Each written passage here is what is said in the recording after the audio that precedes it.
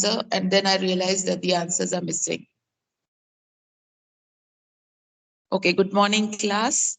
Coming on to the exercises of atmosphere, the chapter atmosphere in geography.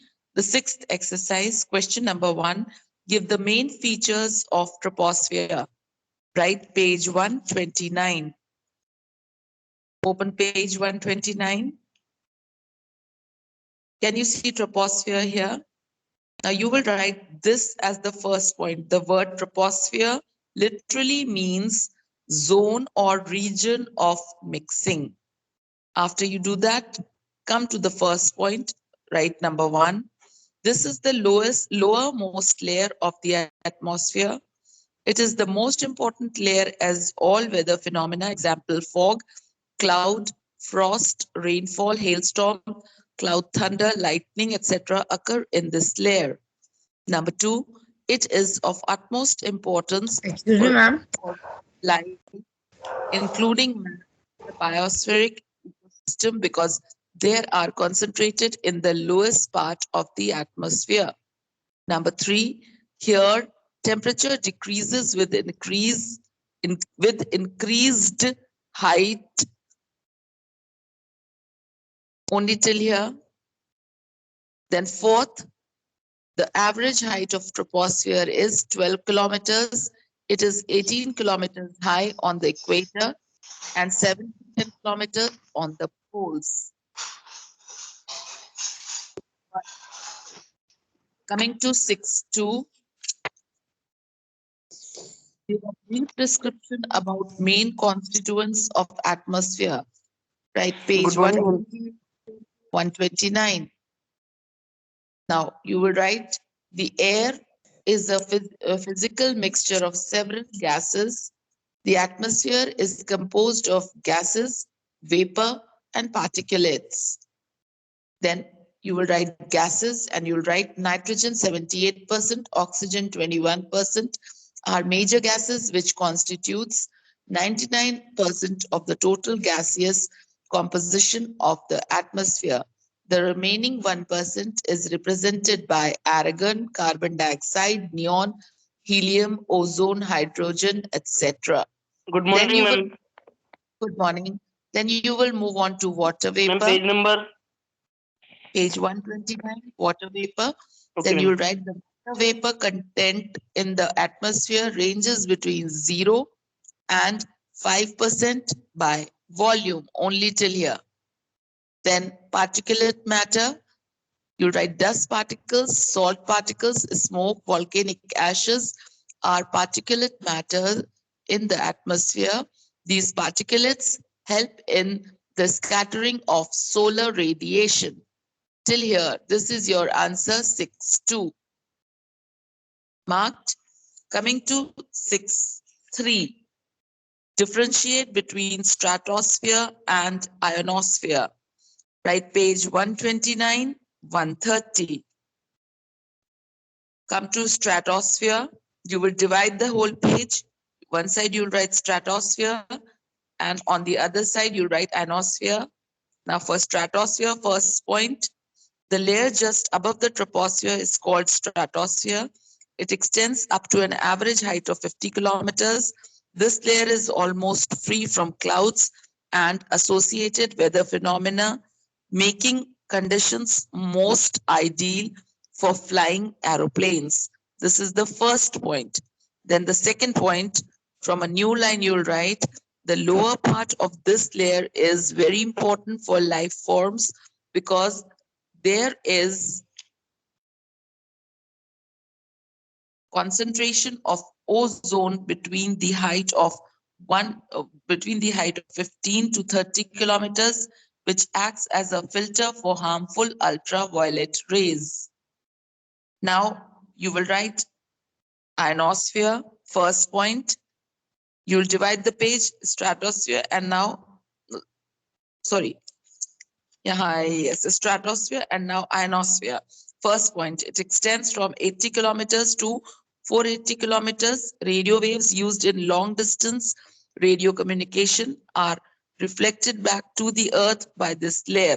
This is the first point. Then the second point, Radio messages can be transmitted around the curve of the earth. It also absorbs sun's deadly X-rays.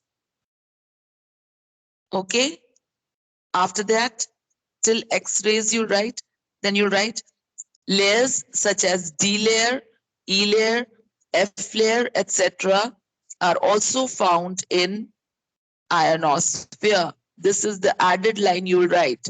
After X-rays, you'll write layers such as D layer, E layer, F layer, etc.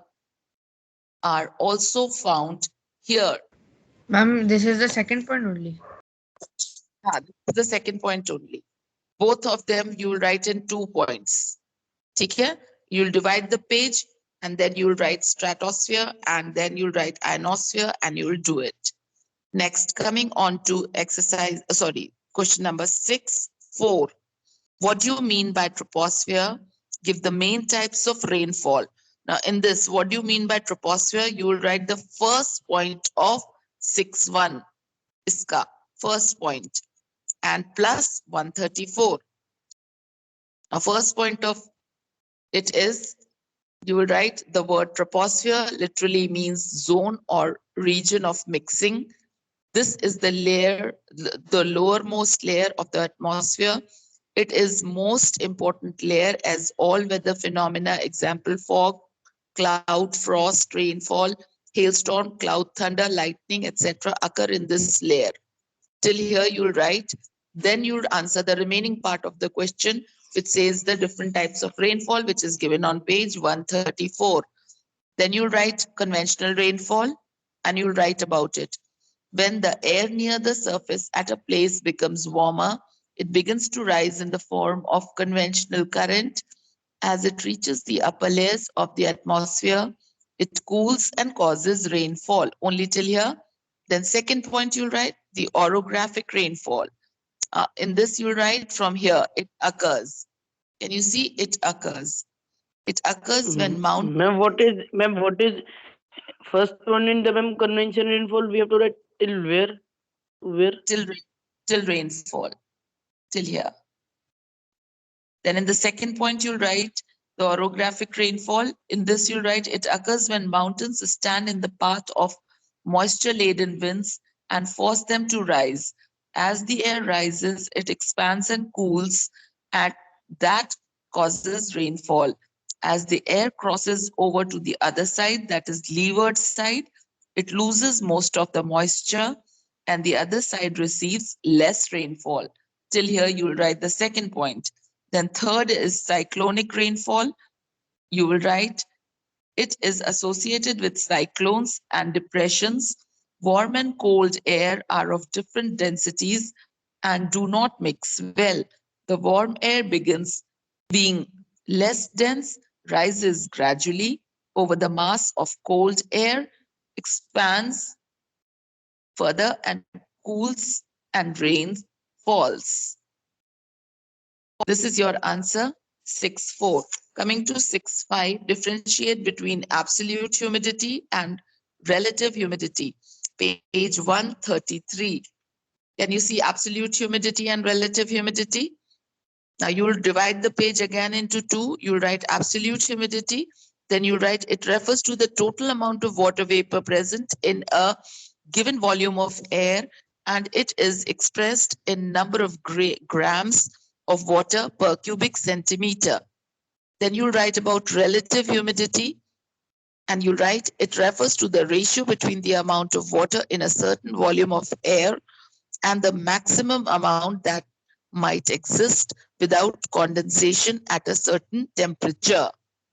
This is your relative and absolute humidity. You'll divide the page and plus you will draw the diagram along with this answer. Clear to each one? This is your question number 6.5. Coming to the last question, 6.6. Give a brief description about the different types of wind with example. Right, page 132, 133. Now here, winds can be broadly divided into 3 types. Number 1, permanent winds. After that, you write the winds blowing almost in the same direction throughout the year are called prevailing or permanent winds. These are also called invariable or planetary winds because they involve large areas of the globe. These winds include, you will write example, these winds include mat likhna. Examples, trade winds, westerlies, polar winds. Coming to next, seasonal winds. Number 2, winds with seasonal changes in their directions are called seasonal winds. Example, monsoon winds. You will just write the example. Then number 3, local winds. You will write these are, please write it here.